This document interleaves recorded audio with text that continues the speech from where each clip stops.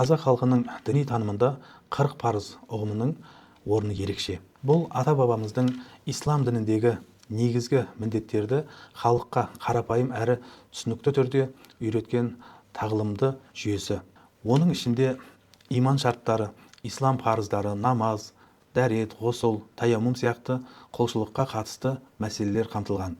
Сонымен қатар әйелдерге қатысты діни міндеттер де түсіндірілген.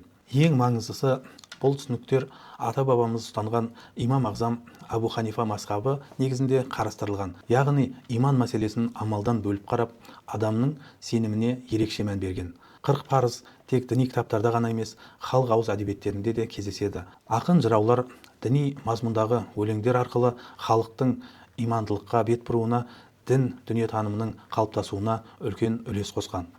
Сондықтан 40 парыз баяны халқымыздың діни дүниетанымының дұрыс қалыптасуына ықпал етіп, имандылық пен адамгершілік құндылықтарының берік болуына үлкен септігін тигізген.